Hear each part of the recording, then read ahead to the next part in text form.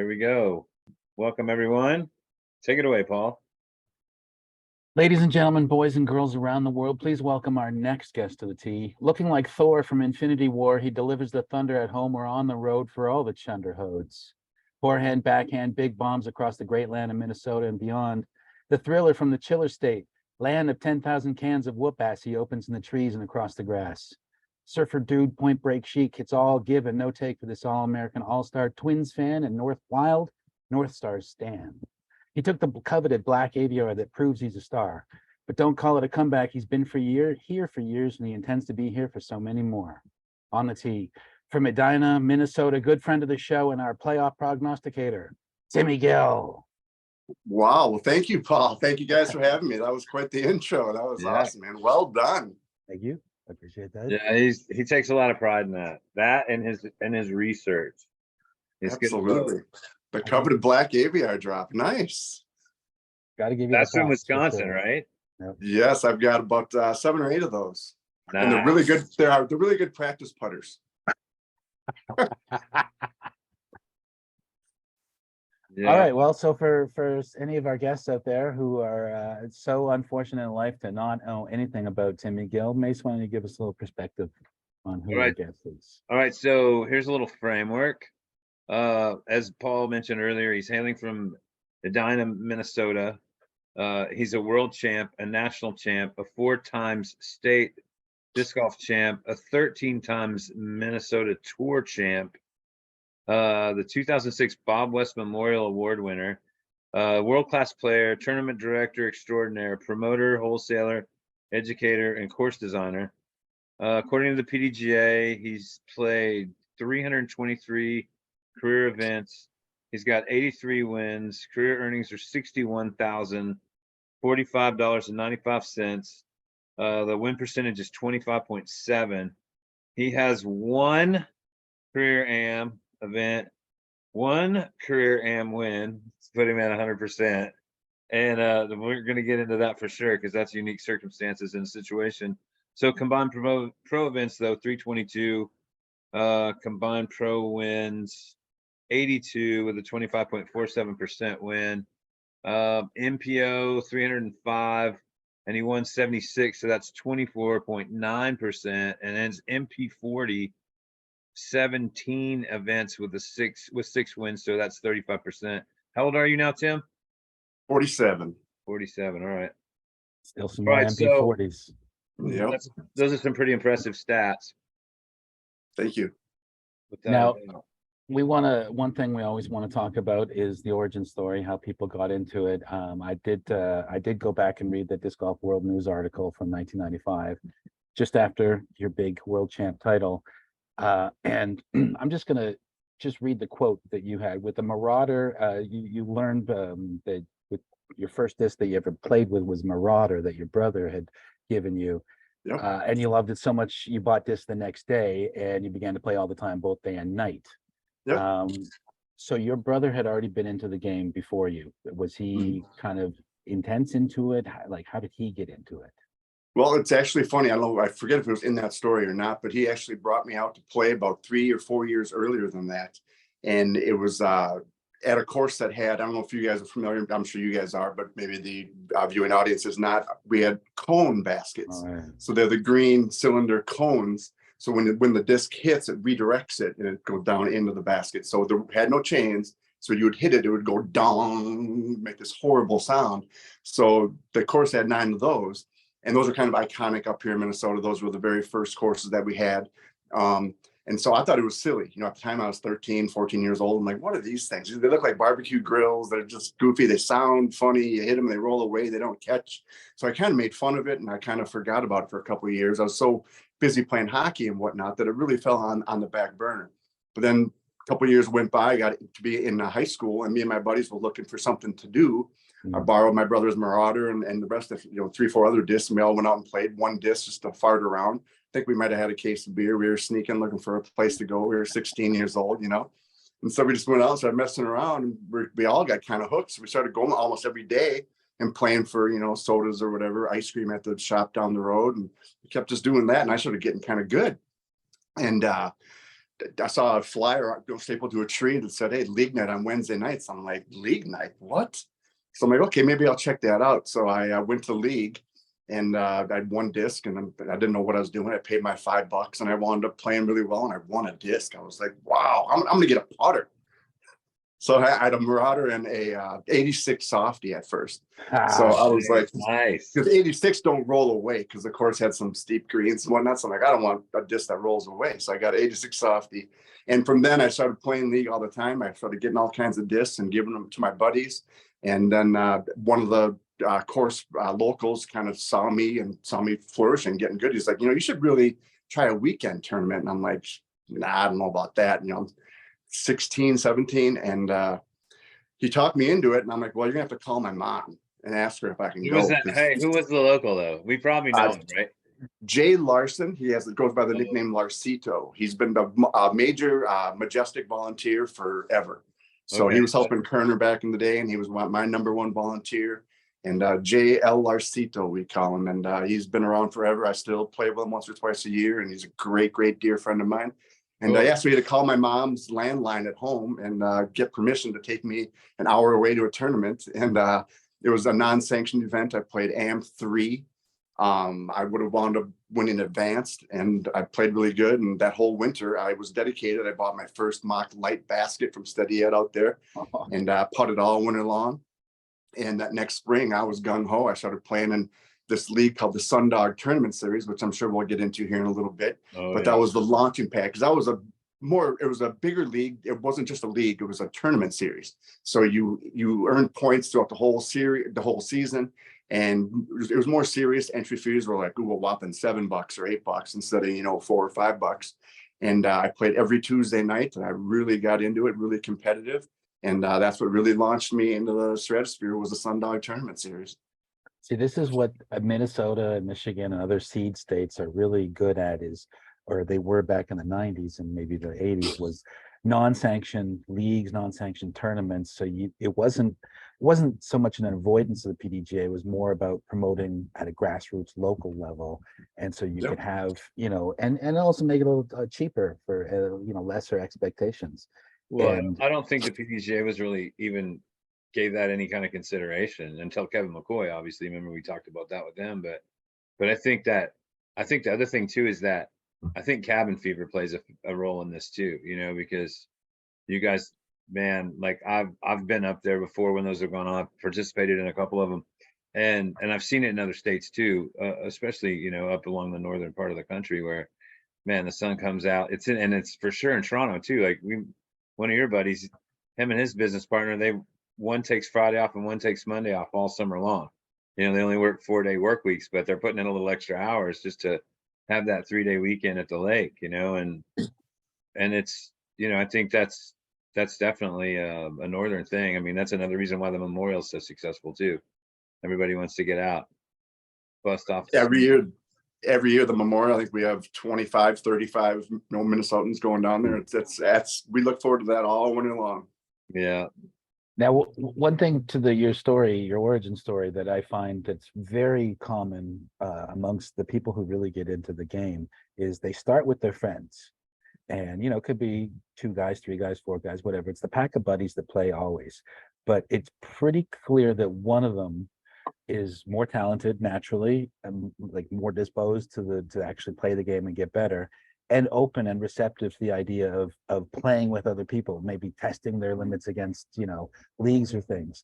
And usually that person gets so good, the other guys may still play every once in a while, but you see these guys rise out of their little local, collectives. And I mean, you're probably still friends with the guys that you first played with, but where they didn't get as hooked into the game as you did they? No, they rarely play. I mean, this is, almost 30 years ago. So no, none of them really play anymore. A couple of them who became my friends a couple of years later, will maybe get into them, like I got Corey Justice and Jordan Hadler and those guys. They still dabble with it a little bit, but they never played competitively after a couple of years and whatnot. But yeah, that group of friends I kind of just went away from, and I was right when I was ending my hockey playing days, and disc golf, took over for my hockey love. And that was about around the same time that my dad passed away of lung cancer. And I kind of played hockey for my dad. So he was kind of living vicariously through me. and hockey. So once I no longer had him in my life, kind of lost my love for hockey, and thank God I found disc golf because it consumed me, and there we took off from there. So.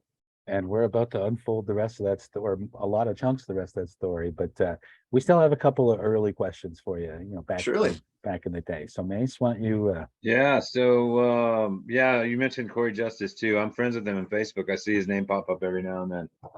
So, Absolutely, one of my best friends.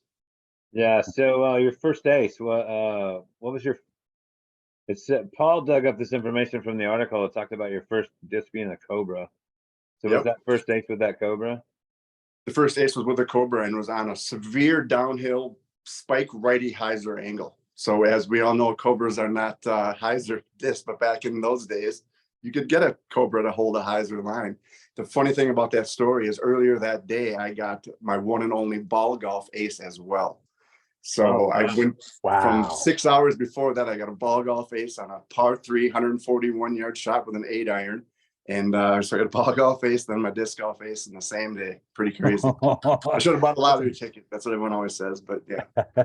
Man, my second ever ace was on George's Gorge on, what was that, 13 or 14 over there? It used to be 14 at Capote, yes. Yeah, and I did that with a Cobra, but I did that. It was a mulligan. It was like a second shot because it was one of. I mean, you know how you step up on holes like that, and you're just like, oh no, I got to throw that again. I mean, I did not throw that anywhere near right, and I had showed up. This is before I knew any of y'all up there, and I had done Benny Hinn at the Met Center, one of the last gigs ever in the Met Center, and I had Saturday off, and then we flew home Sunday, and I had a rental car, and I had the course directory, and so that was.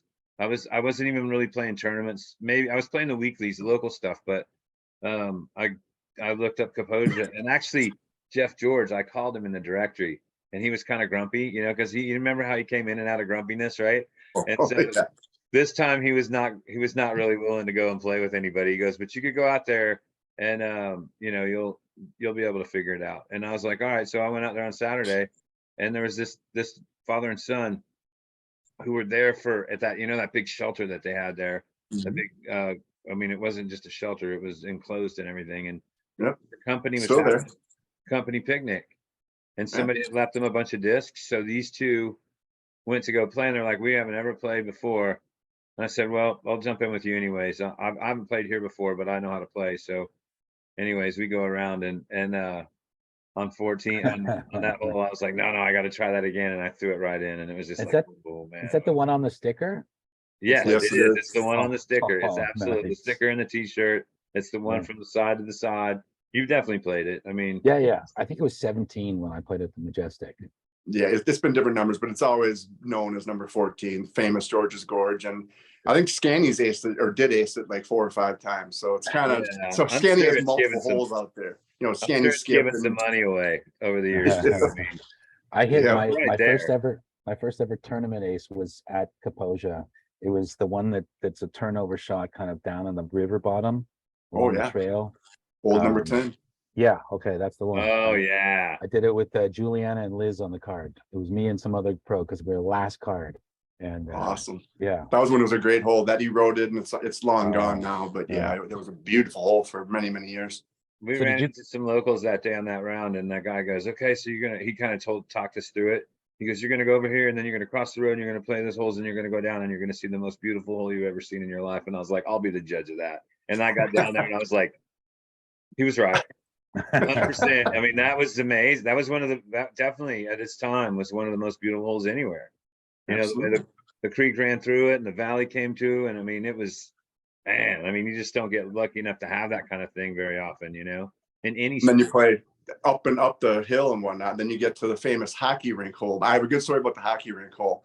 When Worlds was here, I wasn't in the group. I think I was in the group behind, but the group that I was playing with, Kenny in front of me. Kenny got around the corner. He looks at the hockey rink. He's like, "What the hell is that? Was that for horses or something?" It's like, Kenny, that's a hockey rink, outdoor hockey, baby. Yeah, I could see that though. I could see that. Yeah. It's your crowd. Yeah, park the horses while you're playing around. So about that Cobra Ace, did you keep that disc?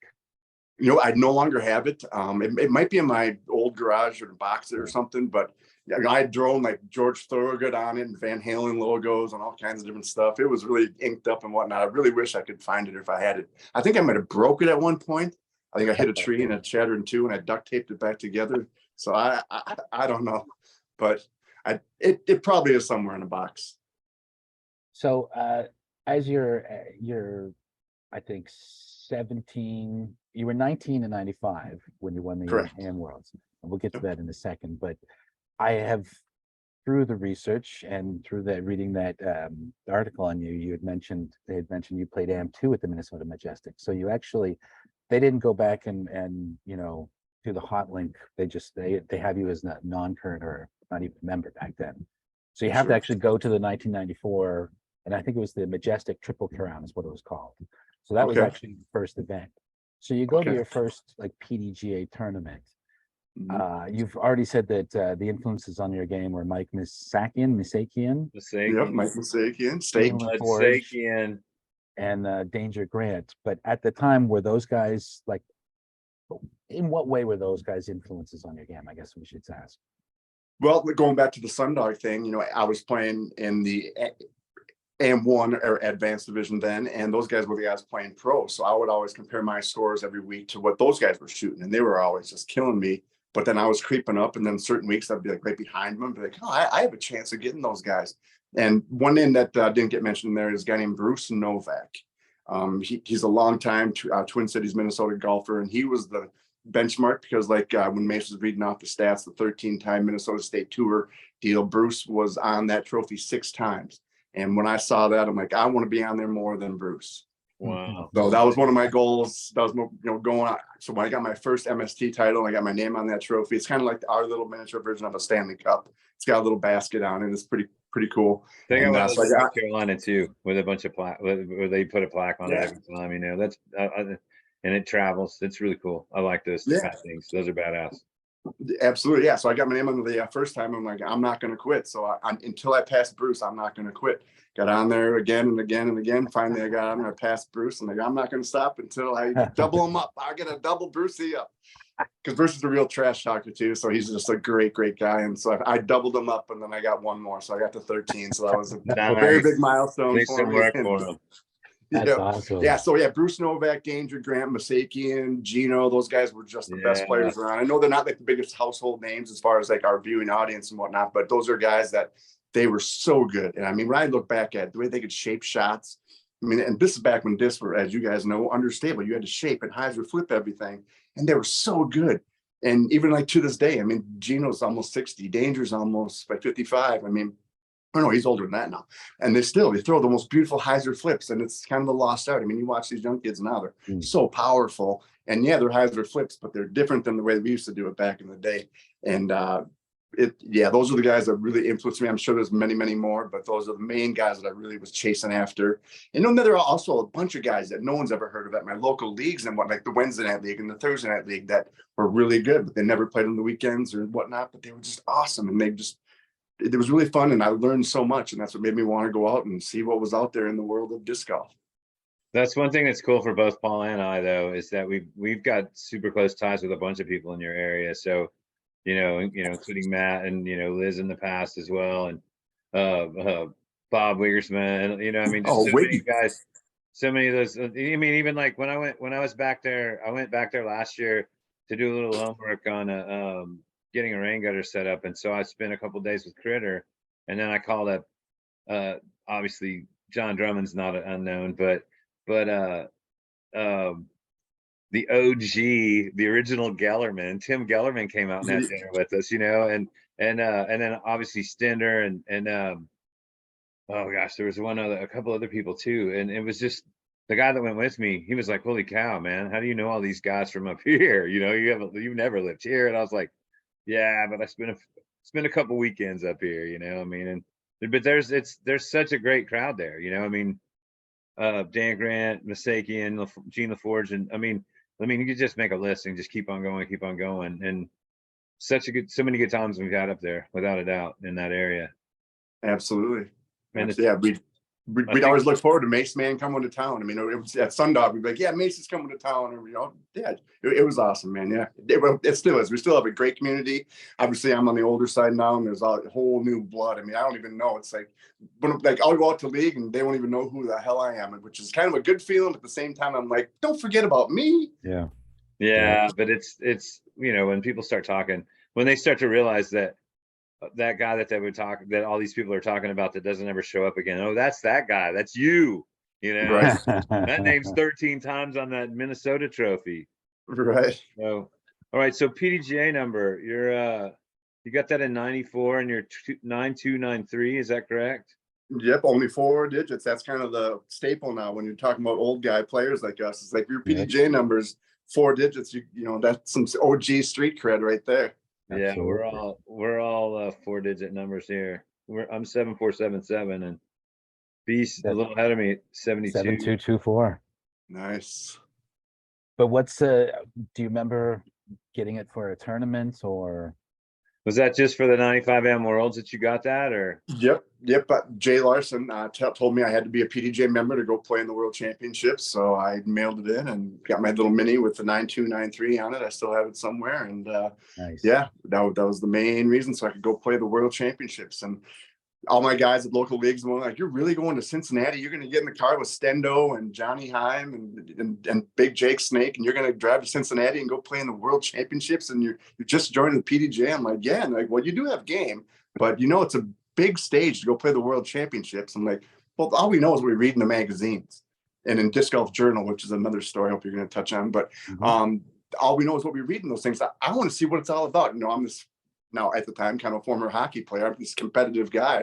I want to go see what's up and see what's out there. I'd heard like there's this kid out there named Avery Jenkins from Ohio. He's the favorite to win it, is what they wrote in the Disc Golf Journal. And I'm like, I want to see what this kid's got.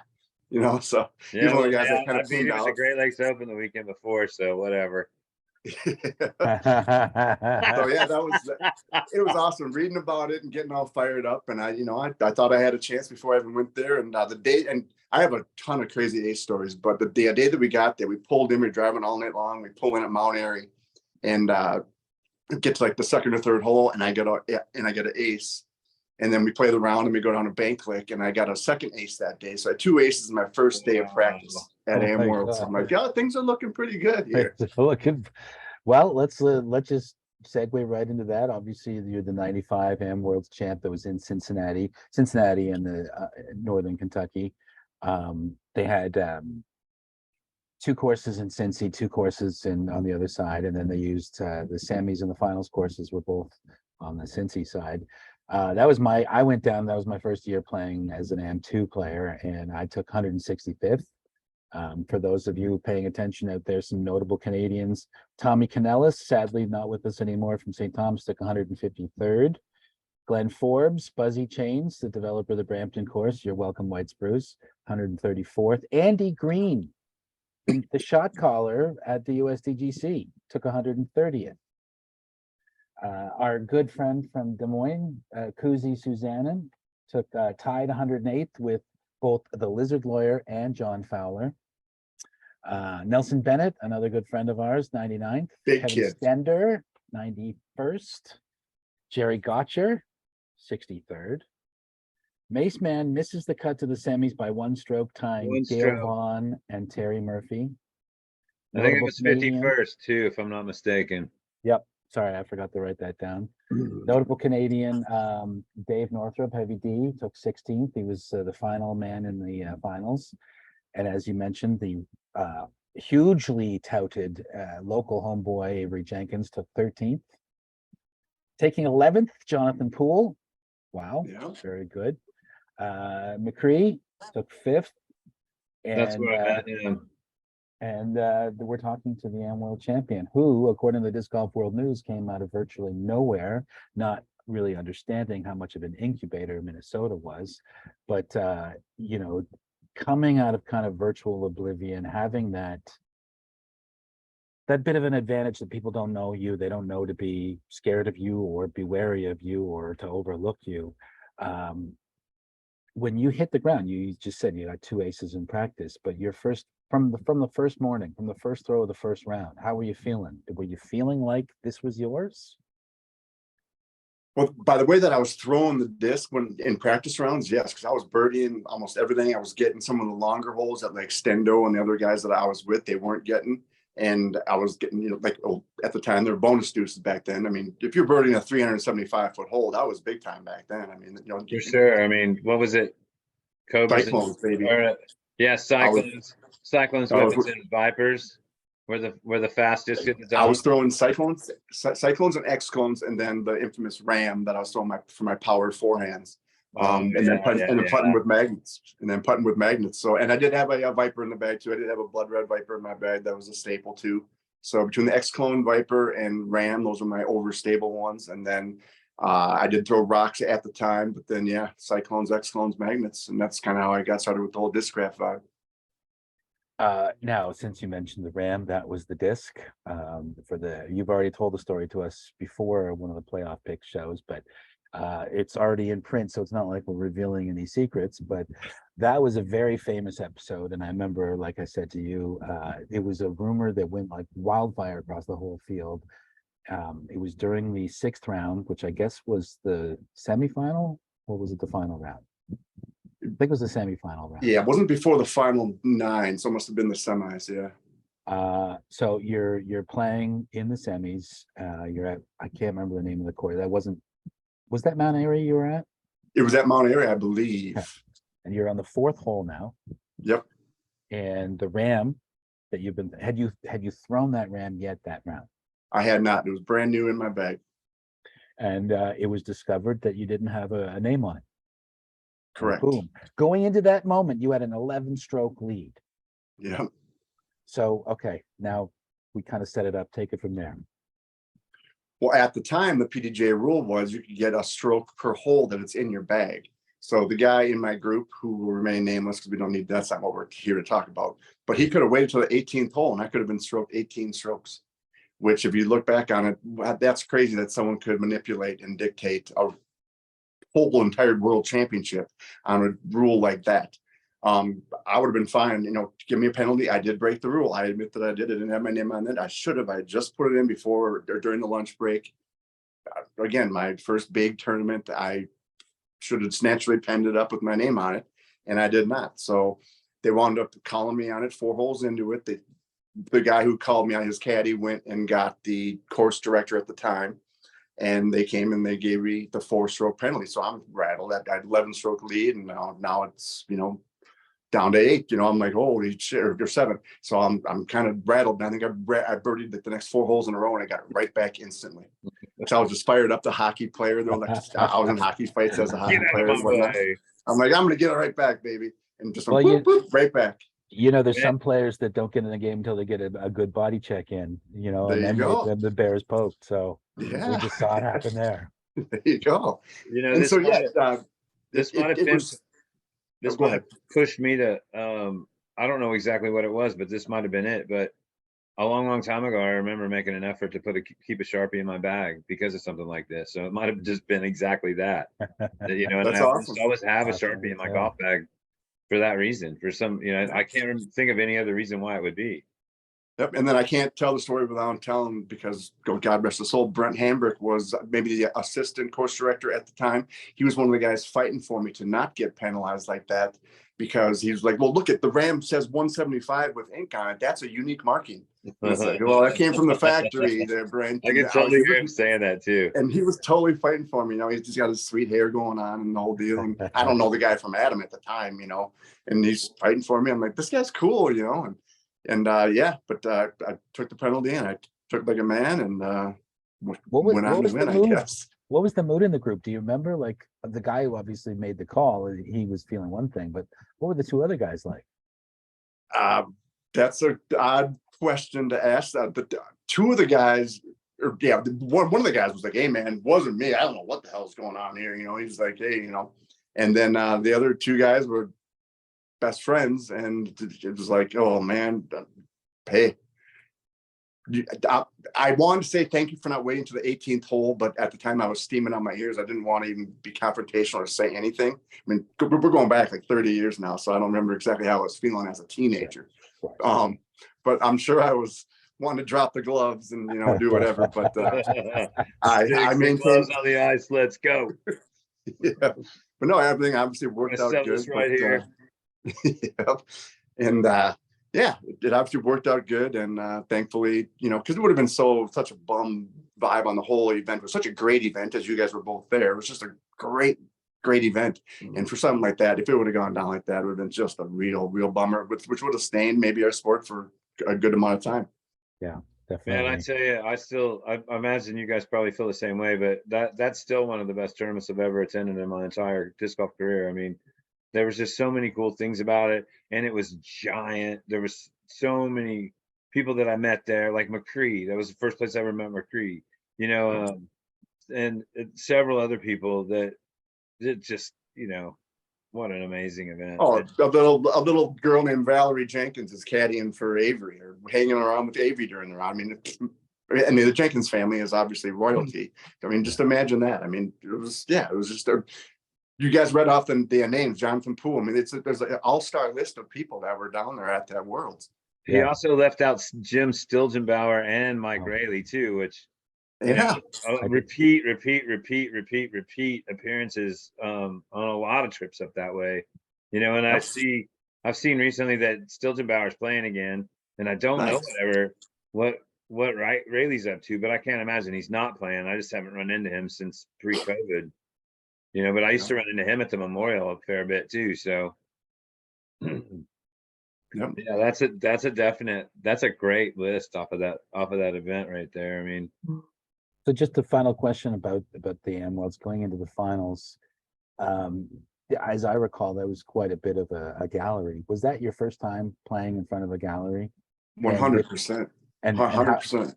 Now this is the day after the penalty, so you cooled down a little bit. So what are you feeling now? Like, are you freaked out by playing in front of people, or because of your hockey experience, is it not much of a bother?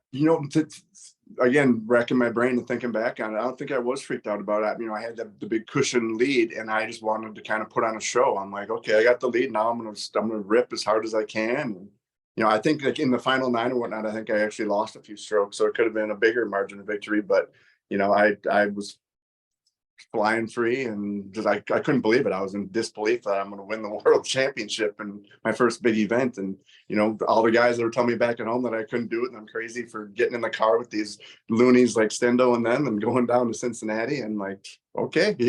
Yeah, but I bet that was a great trip with Stendo alone. Just with Stendo alone, that had to have been an awesome trip. Because I mean, I've spent, like I said, I had dinner with him last year, and he, like whenever the Stars are playing the Wild, whenever the Chiefs are playing the Vikings, whenever like anything of note sports wise, I get a text from Stendo still to this day.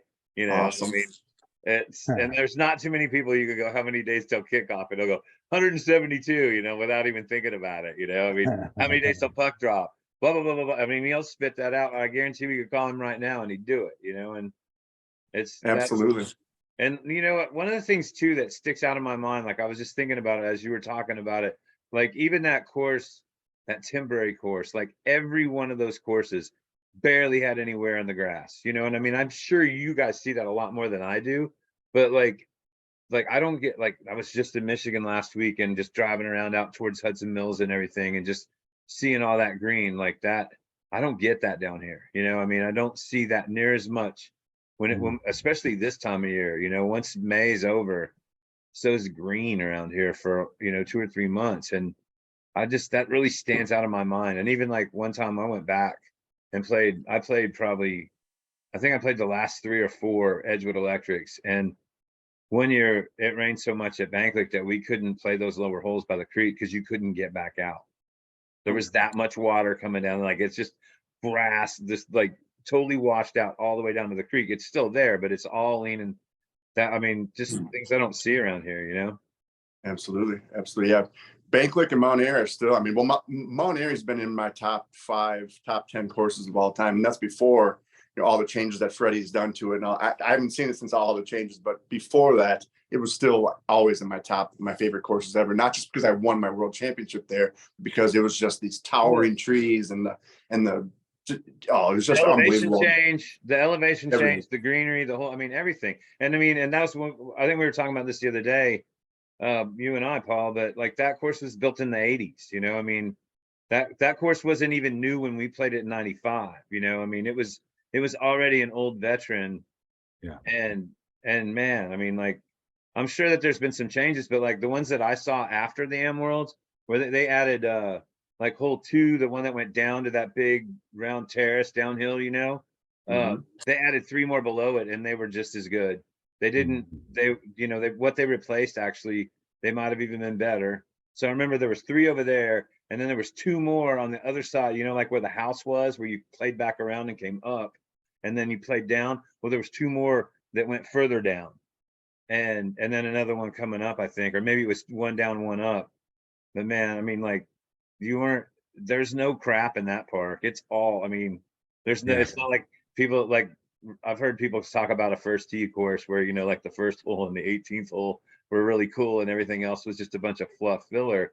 There's not any potential for any holes that would fill into that 2 through 17 description, you know, in that park, you know, it's just Mm.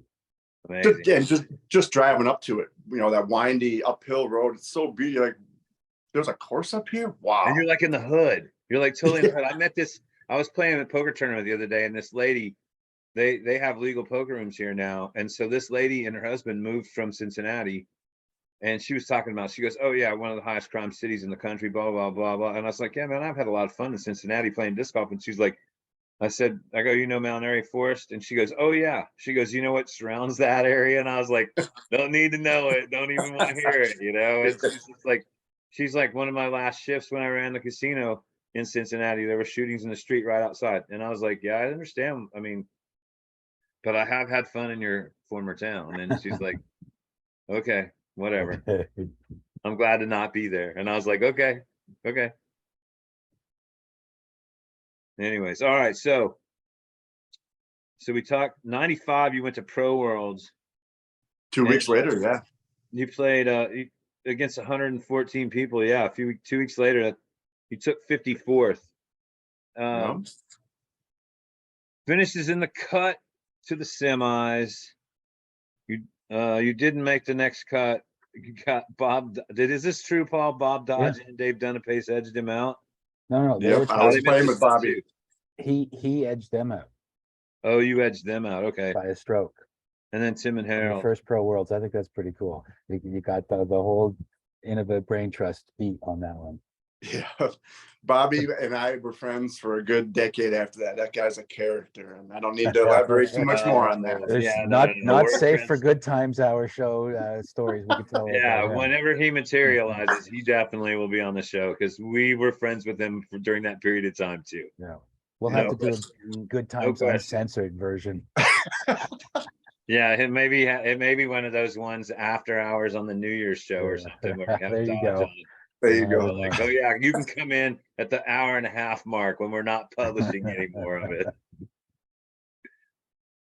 And who else did I play with? I played with at Pro Worlds, the guy from who started Flying Eye. What was his name again? Nick Oh, Sartori. Nick Sartori. Sartori. Yep, I played with him a bunch. He was a interesting character too. Yeah, to Absolutely. say the very least. I think I shared a cart with him because we had carts at that World. So yeah. Yeah, I heard that was, so I didn't play that one. I was thinking about playing it, but I was already freelance in the entertainment business and I had some work pop up, and so I didn't go. I was like, you know, because I had to make sure I paid rent and whatnot. But and then I heard about all the misery in the heat, holy cow, the mosquitoes and stuff. And so I was like, well, I probably made the right decision. But then I looked back on it, and like Jerry Gotcher was in the barn when Kenny threw out of it, taking Yep. pictures and stuff. I was And, right like there. different stories I heard about it, like Randolph making the charge, and I was like, man, I should have gone. I mean, it was just down the road. Why do you miss it? And that that was kind of my tipping point where I was like, oh, I'm not missing shit like that anymore. I'm just not gonna. I'm gonna start going to all that stuff, and where it gets in the way, then it's not in the way, And I had a lot of guys in the entertainment business going, dude, you can't turn these down. I go, watch me. See it. You won't see me at 8 tomorrow, all right? Okay, when you go there, just know that one of them other guys, that's me. Yep, So that charge at Randolph went on was one of the tipping points for me, man. I saw that, because by then I was watching, and he made his charge and the shot out of the barn. I'm like, that is so cool.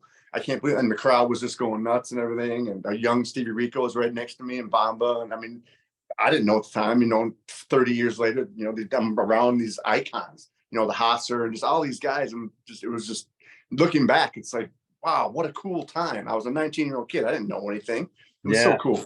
Even though I didn't cash, I didn't whatever, but it was still 2 weeks after winning the M Worlds. I'm down hanging out playing against these guys with these guys. It was really, really a great experience. And it's what really propelled me to keep on going. And here we are 30 years later talking about it. 54th. I mean, that's better than halfway. You make the, you make the cut to the semis. That's a huge accomplishment, not only, at any world championships, but considering the heat and humidity and just Oh how man. savage it was there.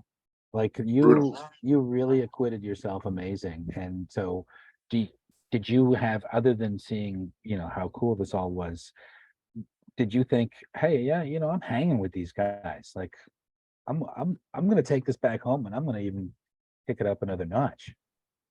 Absolutely. It totally drove me to do it. And I was practicing and I started taking my hockey training and doing it in disc golf training. Because I realized that me being, I'll just kind of say it, naturally bigger and stronger and more athletic than most of the other folks out there. I mean, back then, you're this beach bum frisbee flinging guy, non-athletic. You're not a good athlete, disc golfer. It's like, so I was like, okay, well, I'm this big, strong, athletic hockey player. If I get even stronger and better, more training, because that's all I did was train for hockey. If I actually put forth effort and train for disc golf, who knows what I can become. So I totally did that. And the next winter I was training. And there you go. I mean, that's launched my pro career. Well, I mean, you go pro immediately after the M Worlds in 95, and in 96, you start the season pretty hot on the PDJ career. You have 2 seconds at the Wisconsin River Open and the Star City Shootout, but then you get your first ever win as a pro, and it's at home at the Minnesota Majestic. Talk about how meaningful that was to you. Well, let me touch on those first 2 events that you mentioned. That was pretty cool because that was when I was living down in Kansas City. So All right. a tournament director named Randy Schutkar from Stevens Point, Wisconsin, got a hold of me. I was living, like I said, in Overland Park, Kansas, and he called me up and he's like, hey, I'm running this tournament called, but then it was the Stevens Point Open. It wasn't Standing Rocks yet, but he was like, I'm running this big tournament and I'll put you up on a hotel and pay your entry fee if you come up here and play this event. And by then it might've been 20, but I'm like, from Kansas City to Stevens Point, Wisconsin, that's quite the haul. But I'm like, you're going to pay my hotel, you're going to pay my entry fee, and I have to go play against this guy named Barry Schultz I've been reading about? Hell yeah, sign me up for that. So I got in the car and I drove all the way up to Stevens Point from KC, and it was, I don't know, it was like 15 hours, some crazy number. And again, I'm a young kid by myself, driving my Toyota T100, and drive all the way up there. And first round, I shot 18 under for 19 holes. And I had a three-stroke lead or something on, I want to say Paul Nitch, Barry, and John Tierlap.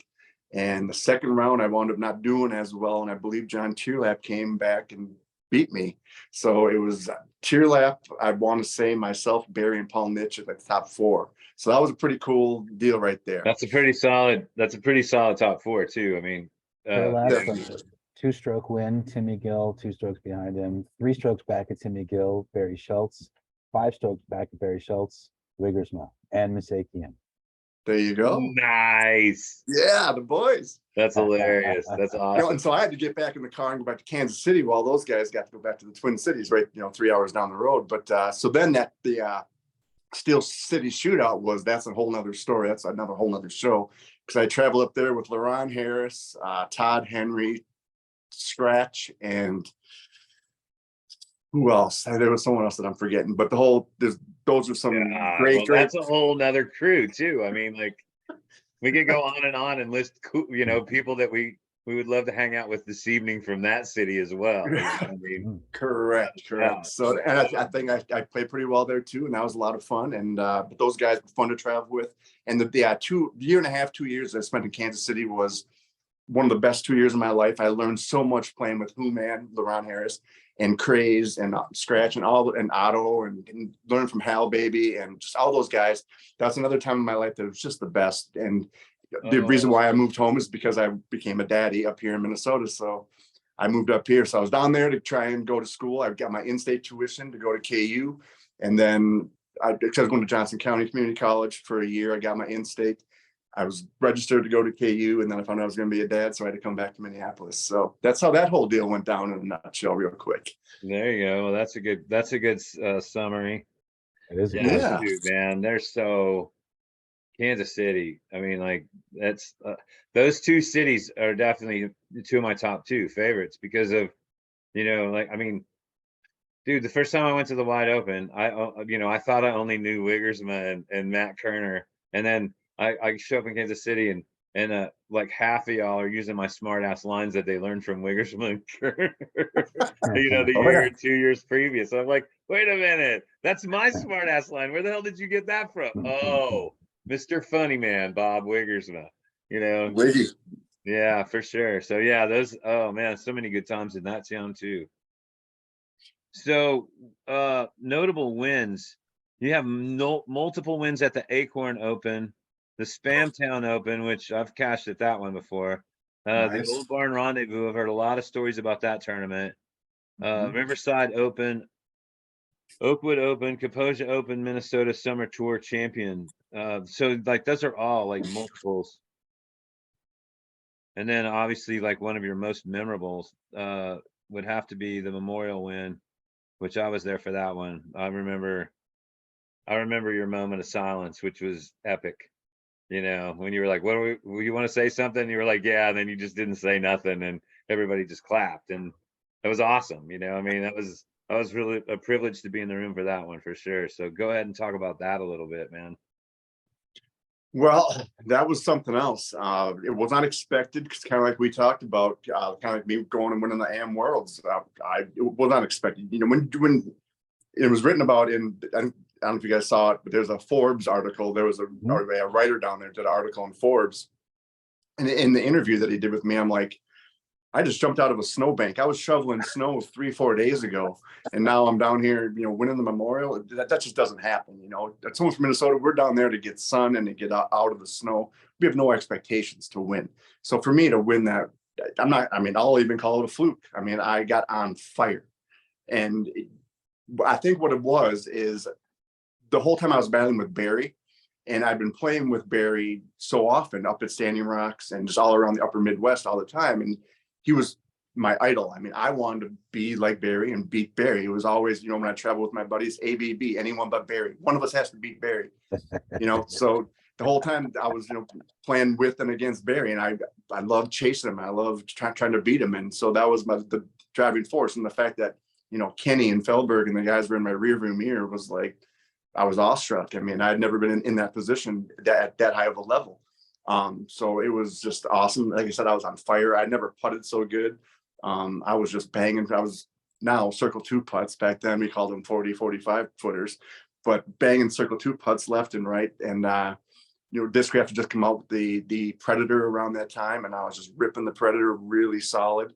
And, my forehand game was at its peak at that point, the Z Extreme. I was just crushing those and just pinpoint accuracy, just throwing darts. I mean, that was just a huge thing. That's why that was my signature disc. I had a Discraft Run Z Extreme signature disc. And so I just got on fire. It was the best time of my life. I mean, 35 Minnesotans were there to see it and watch it happen. Guys like Mason, Schwebby, and the whole other crew and whatnot. Everyone partying at Duke's afterwards. It's still a dream. I'll look back on it right now and it's still just a dream. I mean, hold on a second. Well, Yeah, it wasn't a dream. I was there. I won't forget that one for sure. I mean, you just look at some. Oh, sorry. You know, There he is. Oh yeah, There it is. Those little painted discs too. Yeah. Russell Shelton, Russell. absolute, the coolest trophy ever, man. How cool is that? I mean, I believe it's a Viper mold, maybe, but yeah, what a sweet trophy right there, man. I mean, look at the He did names those that you car beat. finishes. That's that guy. I don't see him out there anymore, unfortunately. I saw that was Rory a stack. Self this last year, dude, for the first time in a long, long time. That was really cool to see him. Great dude. I traveled with him and Danny up to Vegas and down at the Memorial a bunch of times. The cool thing about the Memorial win too that I guess I kind of glazed over is I went down the week before and played Vegas, And the week leading up to the memorial, I was helping Keith and Danny, and back then Sue and family and whatnot. I was helping them set up and kind of get things going for the memorial. So I was volunteering all week long. I mean, I did player check, and I was sitting there handing out player packs the day before. So I was doing my TD stuff, because obviously I transitioned into a TD at some point, which I'm sure we'll talk about here for a second. But I was working the days leading up, marking OBs and helping Danny do this, that, whatever, and running around. And I just love doing that kind of stuff. So the karma came back, and that's another thing that helped me win. Well, and it was a dramatic win. You tied Barry Schultz, and it went to a playoff. And like you say, Forbes wrote an article about it, which is I urge people to go read. It's fun because they do set it up nicely. They talk about, well, I mean, some kind of disparaging things. One of the people in the gallery compared you to Phil Mickelson, saying, 2 good rounds, 1 bad round. But clearly that's intended to get the reader on your side, because this is the story of finally breaking through. This is your huge moment of being like an NT event, especially the memorial. This is one of the biggest wins on the tour. And I like the fact that when it ends, somebody in the crowd asks if you're going to Disneyland, and you say, are you kidding? I'm going back to Minnesota to shovel snow. So you jumped out of a snowbank to work all week, and you're going back into the snowbank. And that's absolutely true. Well, I think that kind of thing will give a guy like you fuel. You go back up there, you go, oh, I've only got this many more weeks to shovel, and then the sun Right. come out and everything turns green. And that week I was up there last summer, last spring, it was last week of April, and we went over to this job site, and by 10 o'clock I told Trader, I go, yeah, dude, we're gonna be right back. He goes, what are you doing? And I go, we're going back to the room for more clothes. Because it was ice it was spitting ice pellets on us, I mean, and last week of April down here, most of the time I'm wearing shorts and a t-shirt, I mean, the struggle's real up north. Yeah.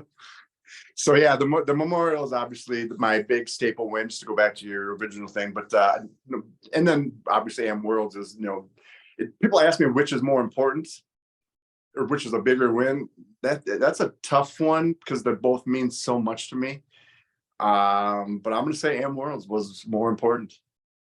I mean, because I won a bunch of pro events after that, none nearly as big as the memorial, but a lot of big B tiers, a couple of A tiers here and there. I placed high at Worlds, 8th at Worlds, whatever. And that the year that I did come in, or that I did win the memorial, I finished 8th on the national tour points. So I didn't just play good at that one event. I carried out that whole year. I kind of dedicated that year. I traveled more, I toured more, I did more back-to-backs and stuff like that. So I wound up 8th on the national tour. So that was my best year as far as top professional play. So just look at the record, setting aside the USDGC, you had 26 events and you finished in the top 20 in all of them. Plus, what am I looking at? 3, 4, close to 10 wins on that tour. So you were a force to be reckoned with, and you started it with a bang. Yeah, definitely started with a bang. Yep, and that's one of the handful of times I want to say that I ever beat Kenny. So, when I'm explaining disc golf to people, and if they ever have heard of Kenny, that you ever play against Kenny, I'm like, yeah, I beat him a couple times. That's not everyone can say that. I can't say that about a tournament. I can only say that about the first 9 at Cliff Stevens, the first time I ever played it. And the second time, he said something to me as we crossed the road. He goes, Mace, man, playing pretty good. Got me by 2. And I was like, what? And he counted it off to me like, blah, blah, blah, blah, blah, lickety split. And I was like, holy shit, you're right. And then he just smoked my ass on the back 9 for the whole round. And then the next day we went and played Coachman. And he shot a 18 and with 17 birdies in an ace. No, excuse me, with 16 birdies in an ace at Coachman. So I mean, like, I was like, yeah, dude, you got it, okay, you got it. You don't got to worry about me smoking you at your golf course. Settle down, Kenny. That's awesome. But yeah, that's. I mean, that's a hell of an accomplishment. It's definitely something to be proud of, Just 100%. As an aside, one thing, one of the articles, it's actually in the video section if you Google this, but the Bleacher Report wrote an article talking about disc golf, and that in the lead sentence, there's a direct line between Ken Climo, and Timmy Gill. You're mentioned in the line of descent from Ed Hedrick to Bruce Willis in terms of the 6 degrees of Kevin Bacon of disc golf. So there's another direct to link to Kenny right there for you. I don't know if I you've read did that not know article, anything but- about that. I'll have to Okay. check that out. So now we're just going to jump into a quick little rapid fire favorites section here, just Okay. for where you are right now. What's your favorite disc? The Buzz. I can Okay. see it. Favorite course to play.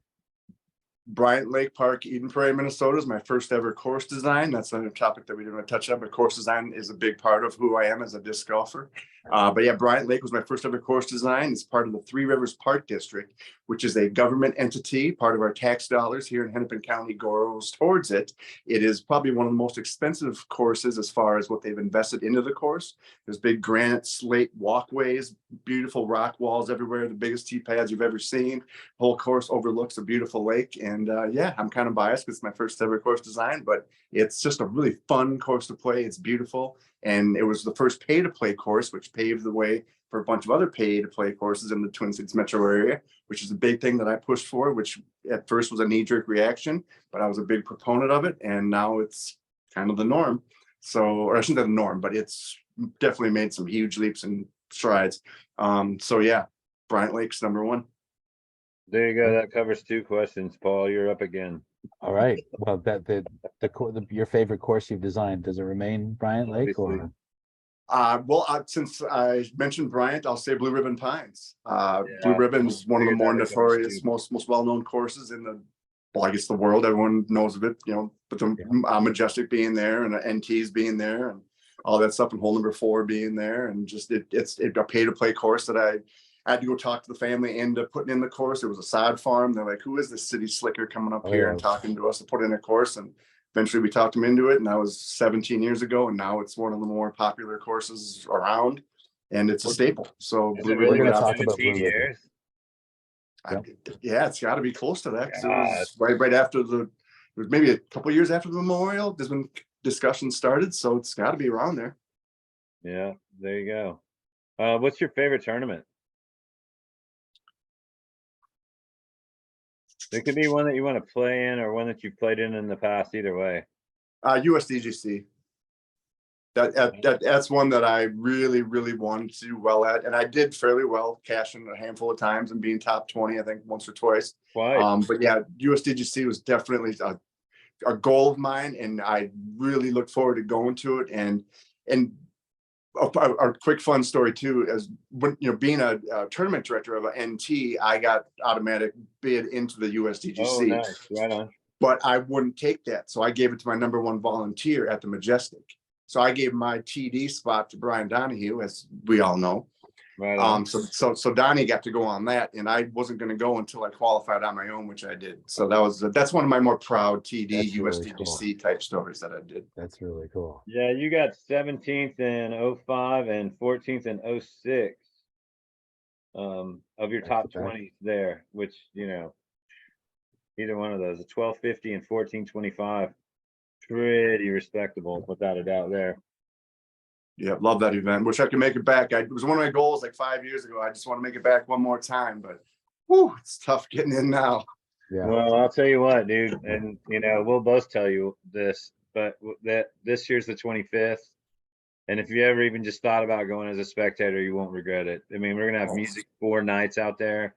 We're taking on the putting contest, so we'll have they'll be qualifying every day in the vendor village. I mean, it'll be a whole different level than what you've seen out there before. And it's, you know, it's one of those things. I've said this forever, but if you ever thought about going as a spectator, this would be the year to go for sure. Right on, man. Without a doubt. So I guess it's safe to say that the Memorial would be your favorite tournament win, but is there a tournament that you've won multiple times that you just love going there and dominating? Well, I never got to win the Kansas City Wide Open. And since I lived there and they're kind of my second family down there, I wish I could have won that. I was close a couple times. Came close. That'd be one that I would really love to win. I mean, it no longer has the luster that it used to have back in the day. They're kind of making their way back a little bit, it appears. But that'd be one that I would really like to win. Yeah, anything that goes on in Kansas City is a good time, though. That's for sure. So what about your favorite tournament that you've run, that you were the director of, operator of?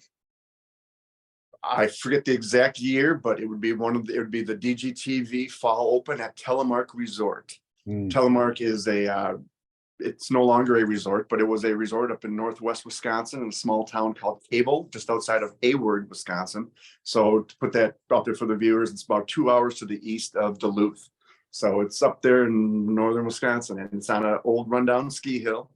And the old resort that was there, it was kind of like the resort from the movie The Shining. Very old, rickety, creaky floors as you're going down the hallways. Beautiful old school bar and restaurant, awesome, greasy burgers and whatnot. We had live music. Woodchuck Cider sponsored us. We were A tier. I had 5,000 added cash from the Wisconsin Bureau of Tourism. Felberg flew in. A young kid named Paul Macbeth flew in. Avery came in. Nico came in. It was just a great time. We had the auditorium for our players meeting with the woodchuck flowing. It was just an awesome, awesome time. Jay and Des were there. Obviously, the whole Twin Cities crew, all the Wisconsin people. It was it was just a really special, special event. And the second day, it wound up being the most memorable round because it was the worst weather I've ever competed in the history of my life of disc golf. You ran it 40 and you mile played hours. in it? Everyone played in it. We finished the round. 40-mile-an-hour winds on top of a ski hill and pouring sideways rain. And somewhere I have in the 1,500 hours of video that I have of DGTV, which is another topic that we can talk about down the road. We have all kinds of video of that and people putting and going by the basket. The wind would blow up back behind them, and just the crazy. I mean, we've all seen the crazy videos from like Kansas tournaments and whatnot, but we had that up here on a ski hill. It was insane. So Yeah, Felberg and all those guys. They're having Dynamic Disc Open this weekend, and I think they opted for heat over wind. Yeah. What the problems that they've had there in the past. So yeah. But yeah, that was a very special event, and I ran it for about 6 years until the resort shut down, which is really a shame because that was a really, really fun event that everyone looked forward to every fall going up to. The fall colors is just beautiful on top of the ski hill overlooking. You can see all the way to Canada. And it was just amazing. Yeah. Those are special places where you can all be together in a remote location, because that bonding goes beyond just the actual rounds, especially if you have to go through adverse conditions. Everybody survives, so you're just that much closer as a group, and to share the love amongst the family that's 100+ people. That's absolutely. Now you've as Mace mentioned in the context, you've worn so many hats in your whole career. And one of the things that we know, all three of us know from starting in the 90s when we started, there was a great expectation for anyone who started becoming very interested in the game, especially if you were playing, tournaments, and there was very much of a motivation by others to get involved, and you kind of had to do everything. You had to be the disc golf wholesaler, the retailer, you had to run the tournaments, run leagues, do media appearances, do educational school appearances, and still play at some level. Obviously, you've done all of those things with great aplomb and panache, but that's also earned you 2011 inductee into the MFA Hall of Fame. Talk to us about, the MFA is an amazing organization that's got deep roots that go back to the 70s, even early 70s, late 60s. I had a great conversation with Lloyd Jensen about that. But talk to me about the honor of being inducted into that Hall of Fame in 2011. Well, it's definitely an honor because I know there's maybe people that will argue, but the MFA supposedly is the oldest flying disc club in the world. 1975, the year that I was born, oddly enough. And I believe it might be an old wives' tale or not, but I believe the term Frisbee, we're the only club that can use the term Frisbee in our name, right, which is kind of unique in and of itself. Interesting. Yes. And like I said, with that MST trophy going back so many years, all the names that are on there from Lyle and Clongerbo and just all the old school Chalice. And we have very old presence in the disc golf history Without a doubt. we I mean, Chuck Kennedy, I mean, we didn't even talk about him, and he's from the area. He's right from, the St. Paul area. And, Chuckles and I, we get along great. We're just fine. Of course, we've butted heads over many, many things over the years. Everybody we butts heads with him at some point or another. I mean, Correct. I think that's part of his sport is to just I bet he's got a little list in his book like B does, but he's keeping track of who he's butted heads with. Oh, I argued with them once too. 100%. Oh yeah, I won. Oh yeah. Oh yeah. Yeah.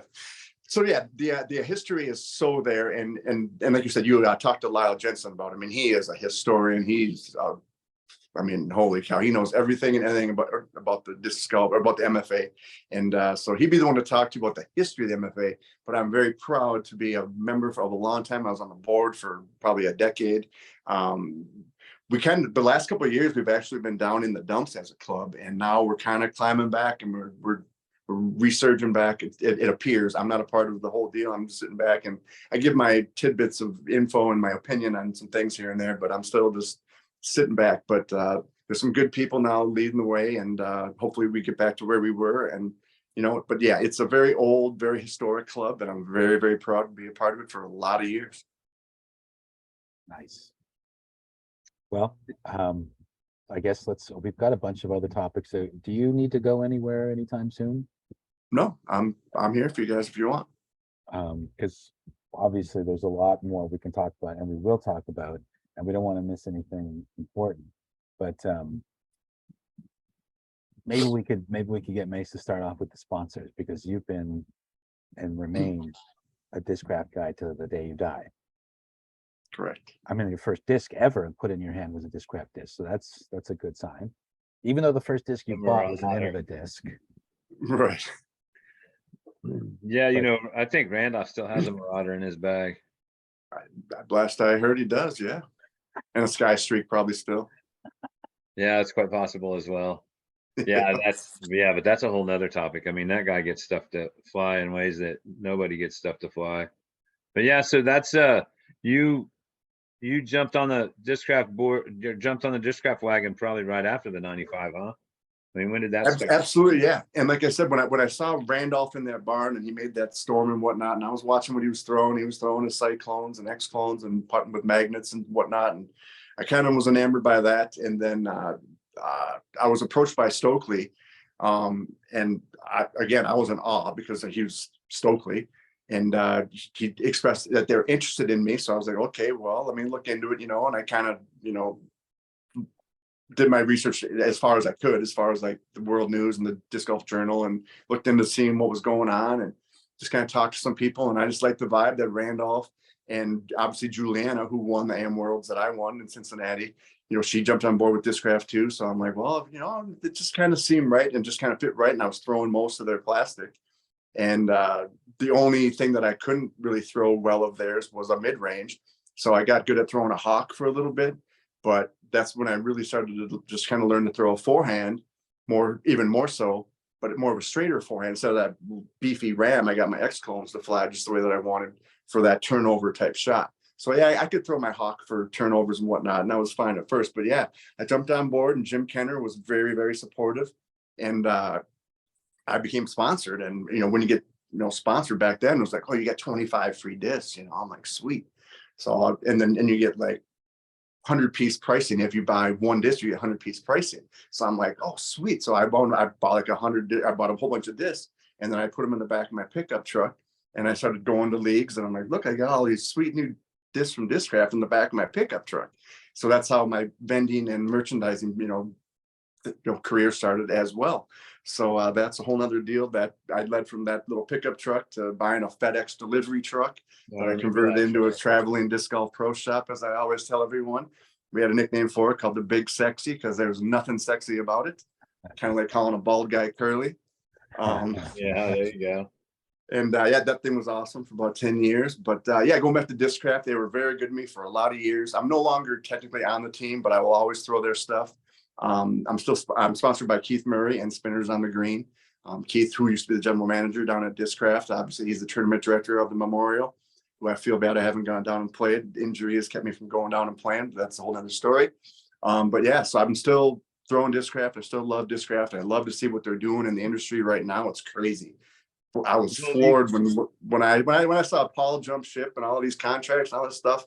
And the three of us can talk about all of that. Is Oh, well, I mean, how crazy. irrelevant they were when they made that move too. I mean, honestly, no offense to anybody involved, but like they were on the verge of slipping into just complete, non-existence, I mean, and again, I'm not insulting anybody that was on the team at the time, but like they just weren't, they didn't have any of the hot players, they weren't winning any events, and then, but one of the things I want to touch on that you mentioned, the Hawk, I forgot about the Hawk. Okay. Yeah. That's got to be one of the worst mid-range discs of all time in terms of like trying to find because I tried for a while with it. I tried a lot of stuff back in the day, and it just didn't, like, there was like, you could make a list of things like even the oh, there's so many different mid-ranges they tried, and then they finally got the buzz. I mean, even the MRV was good for a little bit. The was MRV okay. was fine. It was the all right. MRX, Yeah. The MRX was good, but it wasn't a straight flyer. It was an overstable. It was like one of the first really overstable mid-range. That's a whole different disc, but yeah. Yeah. Once they got the buzz. The buzz. Yeah, the buzz changed everything. All of a sudden, every discraft player is smiling contentedly because they don't have to secretly, feel their love affair for the Rock. 100%. I won't deny that. I miss my beat up Rock. Yeah. I won't deny it. I loved rocks. I've got numerous aces. I've got boxes of all the old sweeties that are brand new. It's kind of part of my retirement fund. Yeah, right. In fact, at the going back to Bobby Dodge, at the Charlotte Worlds, I want to say when the rainbow stamp white rocks came out, Bobby was like, "Dude, you're gonna want to get these." So I've got a stack of those laying around. Not laying around. That too. I got a couple of them still hiding somewhere as well. Bobby was hot on those. He was the guy. He had some great inside info at times. He did. Like, that's one thing, man. He could pick some discs. Him and Nick Sartori was also really, really good at picking discs. I mean, like, I remember one time in Indiana going through just boxes of crap in his room, and I think I got over it that time too. Like, people were like, "Don't you want to go through this stuff?" And I was like, "No, I sure don't." I mean, it's Doug Vajerkis, before he went to work for the PDGA, goes, "Hey man, you want to come by sometime? I'll take you for a tour of the factory." And I was like, "Yeah, don't take this personally, dude, but I'm kind of over that too." I mean, all those years at USDGC, and I mean, once you've been to the factory, I got taken into Discraft a couple times, kind of incognito. Not that I've got anything to hide, but like, it's just like, okay, yeah. Once you go to the candy store, you're kind of not that big. I mean, unless you're just a candy fiend. Nothing wrong with candy. There's nothing wrong with candy. Don't get me wrong. So let's now get into the obvious one. The transition for you from top level player. You've been doing events, a tournament director, but the course design is, to me, I think that's a much more lasting durability, and especially when you've gifted the world such incredible courses. And really, I mean, we could talk about all your courses, but the one I really want to talk about is Blue Ribbon Pines, currently ranked number 8 in the world. There's a great story there. Of course, Ray Jordan sounds like quite a bit of a character, but he tells the story of the meeting of you for the first time. And him and I'll read it here. Ray Jordan says, "We're kind of grizzled guys." He's talking about him and his brother and the investors, a little on the conservative side, hardworking, up early in the morning. And Timmy Gill shows up in a beat up Toyota pickup with sandals on, hair down to his shoulders, and looked like some surfer dude. My brother and 3 partners looked at each other and say, "No way, this is our guy." But it literally took an hour's walk in the woods for Ray to understand not only how incredible the potential was for that land, but how incredible you are. Like, you wooed him, and he got into the game not even having seen it before. And then you got to create 8th best course in the world. Indeed. Now, what people should, and you really should take a look at the photos, but it's stunning what you've done out there. You've got an owner of the land who's willing to not only cut down trees, but use heavy equipment to move boulders and to create stepped platforms and even to create ponds and stuff. Tell us about that whole experience from your perspective. Well, it was very intimidating going in there and talking with these guys, because like I mentioned earlier, they're kind of looking at me goofy, like, who was this city slicker? At the time, I did have my long blonde hair, and they were very they weren't feeling it at first. So after talking to them, like, you know what, let's just go out and start walking the land and I'll explain to you like kind of what I do. So obviously before I went up there, Google Earth had just kind of gotten good and everything. So I had Google Earth images and whatnot. And I had been studying it on Google Earth, all the different measurements. It's a 40-acre square. So I kind of had to figure it out. And my buddy who lined me up with the Jordan family said, I mean, it is a sod farm. So I pretty much knew that they weren't going to give up the sod. Let's just get a course in any way, shape, or form in and around the sod field. They can still harvest their sod. So in my head, I had this layout, how to make it work to go around. Except the north end, or I guess it would be, the north end of the property, there's a strip that can get you across to the other side of woods. So it's kind of landlocked by the sod farm right in between. So I designed it so you can work your way over and then back. And I saw that, on the, we'll say the left side is the big, huge chunk. It's 2 football fields of 200 foot or 110 foot tall pine trees, row after row after row after row. All 3 of us have been on the road a million times. We've driven through and we've seen pine tree farms. What's the first thing that goes through our freaking minds? An awesome hole right there. There you go, man. Everywhere we drive, we see awesome holes. So I saw that. I'm like, well, no matter what, I'm designing around this chunk of rows of pine trees. So I saw number 4 on there. I'm like, so that's the property line. So I knew that we needed to use that. So I started to have it in my head. So when we walked out there with the brothers and the investors, whoever it was, I had it in my head already kind of a general flow and layout. And I saw in the chunks of woods, there was a little grassy area that was an opening. So when we got around to that, I'm like, you know what?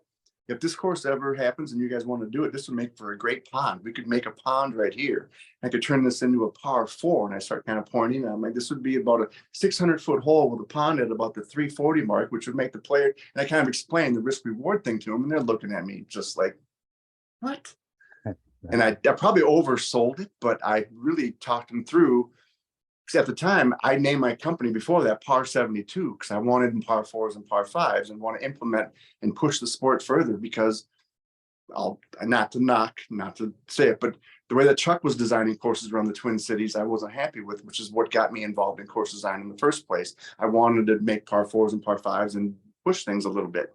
So to have this blank canvas of land up there at BRP was just a dream come true. So it was a godsend when they agreed to do it. And the stipulation was the first year, okay, we're not using the sod. We're going to have the course around the sod field, and we're going to be closed during November for hunting.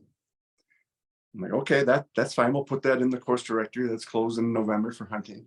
And then the second year rolls around. They're like, okay, well, we're not going to have hunting anymore in November because we're doing pretty good with these, $5 a head, greens fees and whatnot. And then I want to say it was maybe 3 years later, they're like, you know what, let's redesign this and we're no longer going to harvest the sod. You can have it all. Nice. And I Cool. so wanted to say, I told you so. But, I had a great relationship with him at the time. And, I wasn't going to say that. But yeah, it was just amazing how it exploded. I designed it as a 27-hole course because it's about a 40-minute drive north from the North Metro Loop. So we have the 694, 494 loop. It's a drive to get up there. So I'm like, we got to make it 27 to draw people up here. If we're going to charge $5 a round, they need to get their money's worth. So I'm going to make it 27 holes. So that was the big reason too. So then, they had the little shop there. They turn it into the pro shop. And then they had this, and then a couple of years later, we're going to build a bar out in the middle of the course.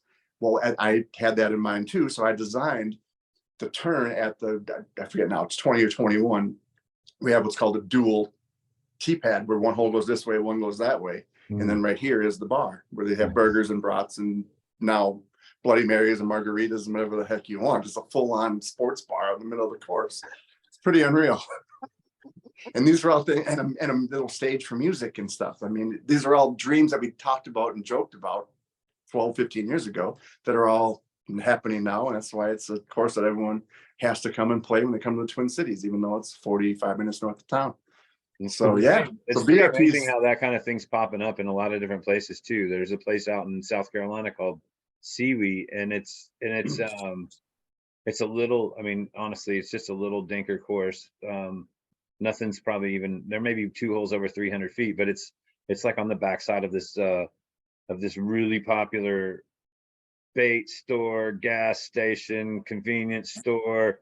greasy spoon, like they got everything under the roof, and they got 18 holes of golf out back, you know, and Oh, yeah. and they got a little stage over on like the back nine where like I think every Thursday they have an open mic, and then I think on the weekends, on Fridays and Saturday nights, they have a couple of bands come out, you know, and it's like that whole mixed use thing is really, you know, it's really not confining, you know. I mean, there's so many different uses that fit in the bucket depending on the location, but it's Yep. really seems to be really popular.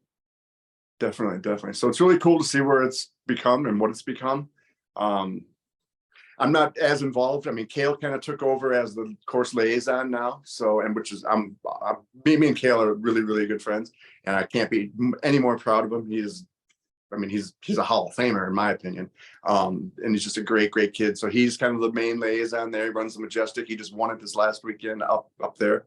And yeah, so BRP's in good hands. Well, it is, I mean, it is, he has said it's his favorite course to play, and Dude Apparel from all the way down under says it's one of the most beautiful courses in the nation. So you got to take a great amount of pride amongst all the many other courses that you've designed. And that's part of your whole design, Par 72 Disc Golf Inc. That's got you in the disc golf course designers group. You're officially designated a designer level with such people as Tom Monroe, Chuck Kennedy, like we talked about, Ed Hedrick, and John David. So, you know, if people ever hire you, it's not because you're charming or look like a surfer dude. You know exactly what you're talking about, and you've got the experience and the resume to show that you've created top level. And just the other thing about talking about BRP, thinking ahead for the future. Like, okay, you know, let's create this outline so you don't have to reshape it every time something new happens. You created said so that, oh yeah, that could fit in easily because I already envisioned that. And the lake right there, the bar right there. It's amazing. It was a lot of fun, and it's like I said, it's just being a part of it. I mean, it's like disc golf in general as a whole, being a pioneer and being a part of the growth and the 30 some years that the three of us have been involved doing this. It's amazing where we started and where it's become. Like, you know, out of the trunks of our cars to seeing where we are now. Holy cow, it's pretty darn cool. The fact that I can be talking into my cell phone right now, talking to you guys thousands of miles away, it's pretty effing cool, you know. It is pretty Yeah, cool. it's very true. And then, you know, and then there's also the whole era before us, you know, and then obviously the era that's after us too. And so that's one of the things for me that really the recognition doesn't matter one way or another. I know that I was involved, and so are the two of you as well, and laying groundwork for what's going on now. And that's pretty cool. You know, I mean, I guess you have to get old to realize that, but it's nice to look back and go, oh yeah, hey, we helped with that. We did a few things here and there, and so did a whole bunch of other people in there, and now look what we got. So that's really, really awesome. Absolutely. So from a TD volunteer experience, the 2010 Minnesota Frisbee Association Service Award winner for promoter extraordinaire for generating significant revenues for the MFA through sales solicitation of donations and or getting sponsor money for events. And again, we're bringing that up again, you know, because obviously one of the heartbeats of your whole entire area is the Minnesota Frisbee Association. And I could just imagine, like, I know how that doesn't work down here, and I'm not saying that to slap anybody or throw rocks, but that's just kind of the Texas mentality. It's like, oh no, we'll take over, and we're gonna run this. And it's like, well, why can't we just all get along? And I don't think it's just here. I mean, I think of very few places like, you know, Kansas City, Minneapolis, Rochester, New York, Charlotte, you know, just to name a few, like where the whole city is a club. And it's definitely the exception, not the rule. Because I mean, you could think about all those other cities that I didn't mention, and most of them don't have a single club. They have multiple clubs, and you know, a lot of people have a lot of different ideas, and that, you know, there's nothing wrong with that. But it's really nice when you see an area like that get together and really, you know, lock arms and go, all right, we're gonna charge into this situation, and we're gonna take care of it. And I think that a lot of, I mean, you can make great events without that, but I think you can see way more great events in cities like that because, well, you can just pass it along. You don't have to be the only person carrying the torch, you know? You can run an event, I can run an event, Paul can run an event, and we can have 3 badass events, you know? And, it's pretty amazing. Absolutely. So what, yeah, I mean, do you even know how many tournaments you've run? Well, if you want to count the sanctioned ones, the non-sanctioned one, here's a cheesy line that I kind of say sometimes. Even though I have 83 technically PDJ event wins, I know I've run over 100 between sanctioned and non-sanctioned events, and I know I've raised over 100,000 in added cash to my event. So I've won a hun, I've won a hun, and I've raised a hun. Ah, that's awesome. That's I nice. mean, that's one of the frustrating things with a lot of the organizations other than the PDGA is their spotty record keeping, or at least public promotion of that information. It's hard to find any information from the Minnesota Frisbee Association or the IFA or even WIFDF. The PDGA keeps some pretty good records, but it's only a partial perspective of the whole player and their oeuvre, if you will. And when you add all the non-sanctioned events that you have played, you have run, that gives such a deeper, larger picture of who you are. And I mean, you were playing before you won the M Worlds, you were a terror on the local scene because of the Sundog tournaments and the Minnesota tournaments. Yep. But the public can't have access to those records because they're not there. Right. And anyways, They're in getting back to- Kerner's basement.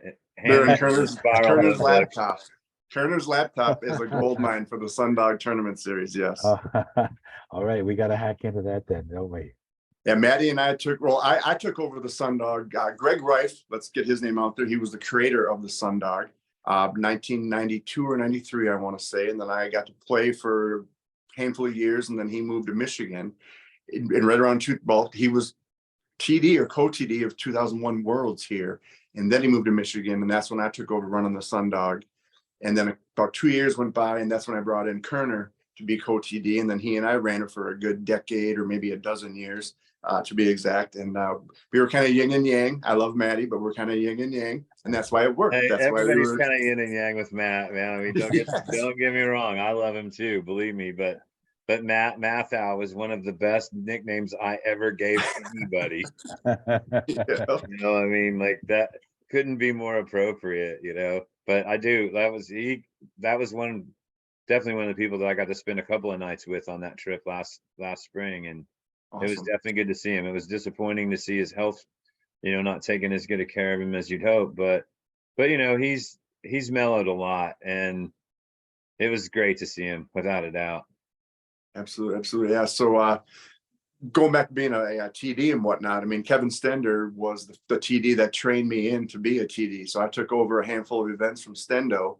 And then when Matt wanted to get out of running the Majestic, Matt handed the Majestic to me. So that's kind of how things got handed down around the Twin Cities area. And the MFA is these big events and these leagues, the Sundog and all Stendo's events, and then the Majestic. And now with Kale taking over, doing all the things, the incredible things that he's doing, we've got a pretty good lineage of, passing the torch and all that. And the crazy thing, a lot of those events that you named off earlier, this is, again, not to pat myself on the back, but a lot of those wins that I have, I also TD'd. So not only was I TDing and running a C tier or a B tier, whatever it was, I was actually going out there and winning. So it's like, well, what in the hell? So I'm pretty proud of that fact too, because I was busting my balls to run the event, and then I jump out of my FedEx truck, my Par 72 truck, and go out and win the damn event. So I don't know how That's I did a lot it. of work. We've Yeah. talked about that. We've definitely covered that a few different with Ginley, especially. Yeah. Because Dan did a lot of that early on as well, and that's no small feat. I never attempted it because I already sucked before I started running events. So, But I didn't that's need to worry one of about that's one of the frustrating things is that we play this game and we play tournaments because we like to play, or at the time we loved to play tournaments. We just love to play, and it felt like a bit of a punishment to have to be the guy to run the tournament and not play. And so to be able to do both at the same time, that's kind of the dream. But the icing on the top is winning it. Very few could say that. You're in the Yeah. elite company on that one, my friend. Yeah, I mean, from setting up shop to vend and then running temp baskets out to get an extra 15 people in, because, we were fivesomes on all 18 holes. Well, we got to make it 21 to get the extra 15 on the wait list. So I'm out there running baskets out. And this is back before the internet did all your sign up and everything. So it's like, we still had, does anyone want to buy 3 leaderboards? I've got 3 that are collecting dust right now. Man, I tell you what, that really was that's such a great. I mean, we the first one we did, all right, first tournament, Zebos Open, we bagged the ours was a May event. So when the COVID stuff came back, it literally came back 2 weeks before the Zebos Open was available again. They're like, oh yeah, you can go ahead and run your tournaments, and I was like, I'm not ready for this. I mean, I've totally just decided to wait a year, and now, I mean, I'm not trying to drag this out of the closet in a 2 week period of time. And so the next year when we started back up, it was our first event to run as an electronic event only, with scorecards on the phone and everything like that. Well, the PDGA had at the time, and I don't know, hopefully they changed it, because I definitely raised a stink about it, but they had the ability to disable online check-in. Now, if you're doing everything else online, why would you even have that as an option, disable online check-in? And so people kept walking up, and they were coming from all directions on the course, and the same thing. And I was like, all right, we got to do something. This is not working because they're not getting through. And we literally, 3 of us ran in 3 different directions from headquarters, and we made the announcement to go on UDisc and keep your score for the first round on UDisc. And literally, we only started like 12 minutes late that round, and still pulled off everything within the time frame. And we ran that event like we ran the Rochester Worlds, where we had an early and a late pool in the morning and an early and a late pool in the afternoon too. And nobody around here thought we could do it. And not only did we pull it off with the problems and sidestep it, but we pulled it off with an hour and a half of daylight to spare too. And like handwriting cards, you'd have never got away with that. I mean, taking registration to the site. So 25, 30 years ago, I mean, so nice to be electronic. So nice. Not checking scorecards at lunch. Oh God. Answering questions and eating lunch. It's awesome. we do that old school style up here in the north, in the true north. Sorry, you're in the north too.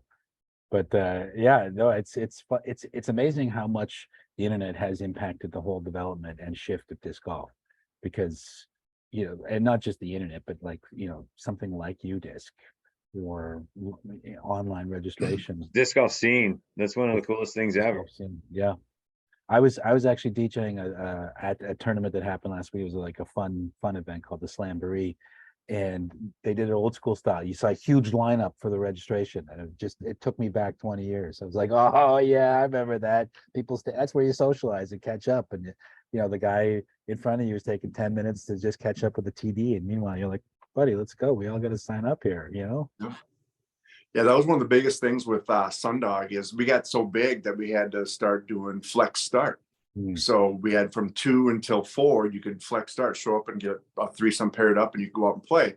And it was awesome because we doubled our field. So we started to average 130, 140 players every Tuesday night. And it was just insane. It was huge. But the guys that flexed didn't see the guys who shotgunned.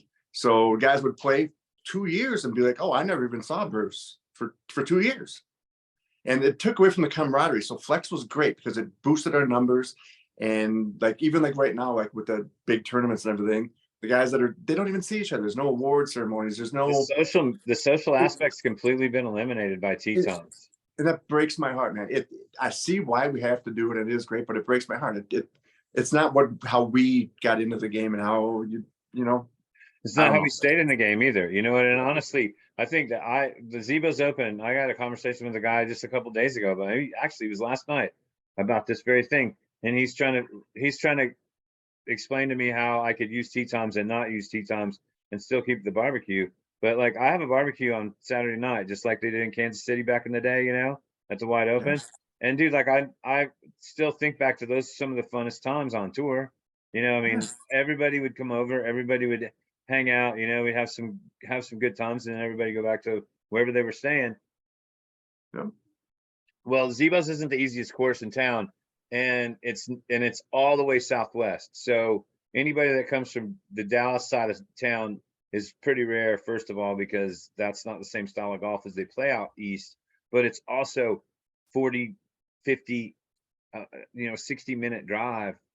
And you got that ass whooping fresh on your mind after 2 rounds of it, And so, like, I really think it's important for me to put a plate of food in their hand, in one hand and a beer in the other, if they want to drink. And even if you just hang out for 30 or 40 minutes and eat that food and talk with some of the guys that you didn't play with, some of the gals that you didn't see, whatever. And it's, man, you walk off after following a card with tee times, and there's 10 people in the parking lot and there's nobody gathering for the awards. It's over. There's no socialization whatsoever. And I personally don't care for that much. And I really think we've lost an element. And I think that it works. I understand you can't run these big events without tee times and everything. So that can be that side of the coin and that exception to the rule. But USTGC is really the only place I've ever seen it where it worked, where people would still mill around and where people, would be there for a period of time afterwards. Because I mean, shoot, when I go down to watch Waco, man, people get off the course and they leave. They don't come back. They go get lunch and then they go back to where they're staying. And that's how it is, It's not like when we used to play. It's not like it's a different, and obviously there's good and bad to that. But I think the lack of the social aspect is a definite loss, in my opinion. 100%. I think the new kids, the new young people on the tour, they take for granted what has been established, and they're working on their own brands, their personal brands, the player brand itself, rather than what we had to do was we were collectively engaged in the building up of what they're planning on now. The tour, the entire tour, I mean, all those experiences as a TD, as running leagues, you, Timmy, you, Mace, and me up until 2006 when I ran my last PDGA event. You're laying the bricks on which, or if they can see far, to adapt the phrase, they're standing on the shoulders of the giants, and we're standing on the shoulders of other giants before us. Undoubtedly. It's the things we lose along the way are counterbalanced by the things that are gained along the way. Yep. We feel wistful for those times. So let's think about wrapping this up. We've kind of talked a lot about how established you are or should be in the disc golf landscape, and I just want to bring up as kind of a final point, legacy. And one of the things we ask our guests at the early part, which we asked you, was who are your early heroes? Well, you have been a hero to some of the early players, and what you did, where you came from. And the first one and the biggest one is Cale Leviska. He tells the story of showing up for, he just says it was an event in Highland Park, St. Paul. It was his first ever tournament. And you were not only the TD, but you were the best player at the time. And he realized, or you told him that, if you want to play for money, you got to play pro. And you just happened to be that guy at the time at the scene to inspire the guy who's now carrying the torch of Minnesota forward. So in addition to you putting in the course at Blue Ribbons Pines, as well as many other courses that have established players and gotten players better, you've had Par 72. You were involved with Disc Golf TV as well. You've clearly cast a long shadow. I don't want to stoke your vanity by asking what do you think of your legacy, but in terms of where you stand in the evolutionary cycle of disc golf, Bisbee in Minnesota, you're looking back at this perspective now at 47 after being in the game for 25, 20, almost 30 years. How do you feel about it all? How do you feel about where you stand in it, your legacy, the shadow that you cast? Well, that's a great question. I guess I'm going to say I'm very, very proud. And I want to say my legacy is that I'm a pioneer. I've always wanted to make the sport better. I've wanted to push it forward, hence the Par 72, Par 4s, Par 5s. And not necessarily Par is at 72, but the concept when I named it that was, here's what we need to push the sport forward with Par 4s and Par 5s. It wasn't necessarily Par 69, Par 70. That's not the whole point. Was Par 4s and Par 5s. That's on the course design part. as far as tournament directing and whatnot, yes, I inspired a lot of juniors, a lot of amateurs. I mean, I can't even begin to tell you all the young guys that I fostered, bringing into the advanced division. I mean, Mason mentioned a guy, he's not my favorite guy in the world anymore from years ago, named Critter, or the Jack and James Smith, or Jordan Hadler, Corey Justice. I mean, Corey Justice had a 3-4 stroke lead going into the final 9 at AM Worlds in Michigan 2 years after I won it. He's my best friend. I played hockey with my whole life. And the fact that he was that close to winning the AM World Championship was crazy. Then Jordan Hadler, his older brother, was my defensive partner on hockey. He came in maybe 5th or 6th at AM Worlds. He won the long distance contest. I mean, I've got this lineage of these, like I said, Jack and James Smith, and there's a bunch of others that I'm kind of forgetting off the top of my head. Just I was teaching kids and bringing kids along and running events. I started the Minnesota High School Disc Golf Championships. Got a bunch of kids that are really good. Started in that whole deal, and I've always just wanted to push the sport further. I've always wanted the best for it. I wasn't afraid to take risks. Alan Hansenbeg and I started DGTV, discgolftv.com. Clearly, we were ahead of our time. This is before YouTube. We were actually paying for bandwidth. So the more people that clicked on our videos, we actually had to pay more money. Wasn't the best business model. We kind of got screwed on that whole deal, but there's more to it than that. That was a great 3-4 years that we made that happen. Like I said, I've got almost 2,000 hours worth of video. Kenny, Feldy, Avery, all the old school guys back in the day playing. Nate Doss, I mean, all of it. And so much side action, so much other content that's just collecting dust that I'm sitting on for the right moment. I don't know what to do. So that was another thing that I tried to make happen. So I'd like to think that today's all the production that they have going on, maybe I had a sliver of a piece and pushing that forward too. I mean, well, you know, the thing you got to do too, you got to take into consideration is that even in all those attempts that weren't 100% successful or were 100% not successful, there were still lessons learned, and there was progress made, whether it was by you or whether it was by somebody else just standing on the sidelines going, oh yeah, I kind of saw this coming, blah blah blah blah. Okay, I think I'll do this instead, and you know, and if it made progress, then and it led to lots of progress, then you know, and I can tell you how many times I put my foot forward and got smashed on the big toe with a 5-pound hammer. You know, I mean, way more times than I got patted on the back and pushed forward in a successful manner. I mean, and that's pretty much what drove me out in the end, was just couldn't take it anymore. You know, trying hard and not getting good results, you know, and I think that we were definitely both, if we'd have probably hung in there just a little bit longer, we'd have seen a lot of great results, but I'm not worried about that now. I mean, I went home and I got great results in other areas, and I got a lot of cool stuff going on, but it's really, really, really cool to look and see, hey, they who, you know, I'm still a member of they too, but not as prominent as I used to be, but what they got now is awesome. And it's definitely because of a lot of the work that we laid long time ago. And it's, you know, and then work that other people laid between then and now as well. So, I mean, it's pretty amazing. Really feel good about, you know, everything that all of us did, you know, I mean, it's pretty appreciate solid. those sentiments. Yeah, no, I definitely feel you. Yep. So, hey, one more thing though, we got to talk a little bit about hockey before we call it a day on this, because I'm pretty sure Kerry Trotter was wanting to hear us talk about his boy. Golden Knights. Golden Knights, but I don't know if he's still in here paying attention, but I can send him a message and let him know we did get to some of that. But wow, what a series. Unreal, man. Those big defensemen were just they're just walls back there, man. They just couldn't get by them, and their forwards are just so deep, man. 3 lines deep, they just were relentless. But score by committee. You know, I mean, who's next? Who's next? And okay, and like, dude, like, have you ever known anybody? Okay, back in the day, I was hanging lights in a church in Kansas City, and I had time to come home. I was supposed to come home on Wednesday, and then I was going to go to Round Rock on Thursday to play national doubles. But on Tuesday, I was standing on a church pew and I was looking at this. I was checking the fluid levels in the man lift battery, and it blew up in my face. And I didn't know, it was just a flash. There was no flames or anything like that, but I could feel the acid. And so instantly I closed my eyes and I turned. And as I turned, I stumbled over the back of that church pew and I landed across the 1-2 back, like literally straight across here.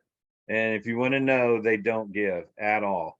I broke 2 of the 3 legs on that church pew, and I had a chest bruise for 6 weeks.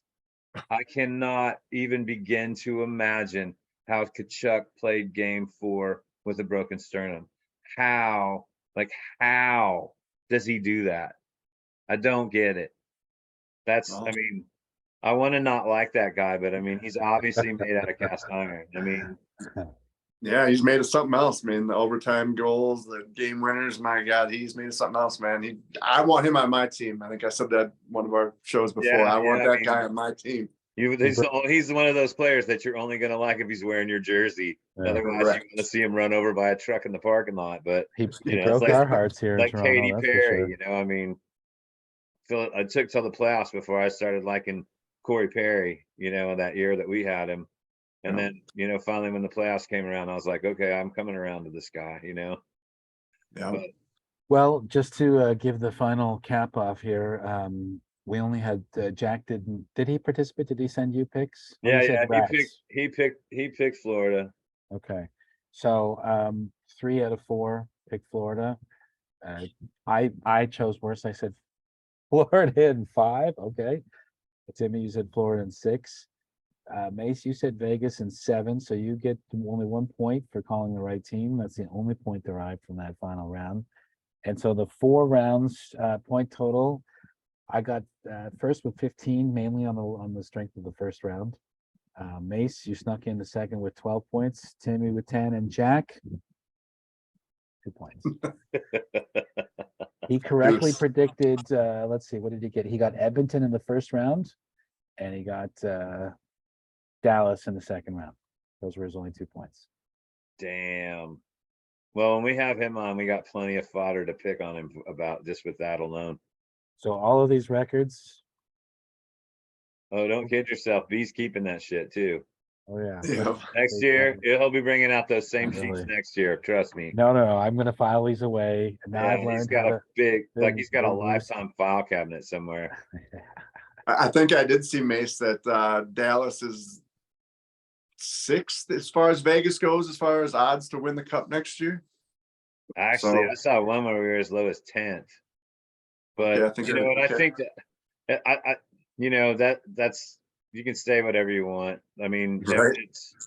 it's going to depend on who they fill the holes with. I mean, if good prospects come up, I mean it's a wild card right now. I Yep. mean, We haven't I even think hit it's pretty free safe to agency say season yet. that Vegas and Colorado are going to be up towards the top, and you know, I'd say that Carolina probably. I don't think Carolina's changing too much either, although I don't know that much about their contracts. But you know, Yep. I think we could be in there in the hunt too. It just depends on, you know, man, that cap it's really interesting right now. Like this is like how many people have knots on their heads from the cap right now? You know, just like being right up against it. Yeah. We're still gonna be- paying for Suter. We're still paying for Parisi and Suter. We're They're screwed talking for about another buying 3 years. Suter out around here for 2 more years too. He might be the first double down. I God don't think they're dang going to do it. Everything I read right now says that they're not going to do it, but they might do it next year. But you know, like the second, like you guys are about to get screwed on that. It's gonna, what is it, like $4.5 million a year for the At next 4 least, yeah. years between the two, between Yep. him and Friese. We're almost done with it. We're almost done with it. That's all we keep saying. We're almost done with it. Yeah, but I think don't you still have 4 big years on that, or is it just 2? We're just down to 2 now. Brutal. Yeah, but that's Well- 8.5.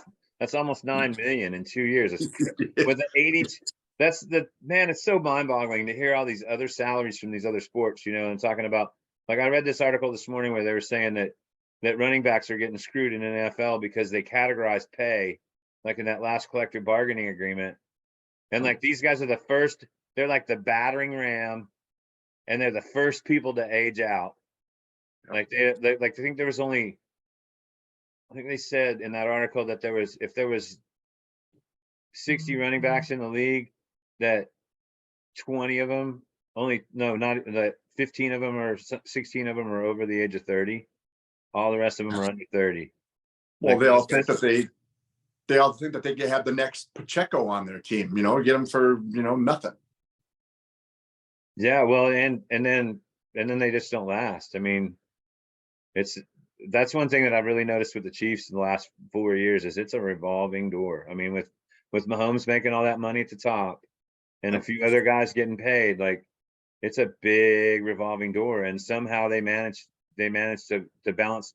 I think they had 22 rookies on the team when they won the Super Bowl last year, which is Unreal. ridiculous. You know, and they may be in the same boat again this year because I mean you constantly got to let people go, and that if even with that size of a salary cap, it's really going to be interesting to see what happens next year and the following year. Not this next season, but I mean, you know, the season after the cap opens and then the season after that. Because I mean, I've been reading stuff about some of these players are only they won't go for a bigger like free agency this summer. A lot of them are saying they won't take a bigger contract in 2 years. Because why would they, you know?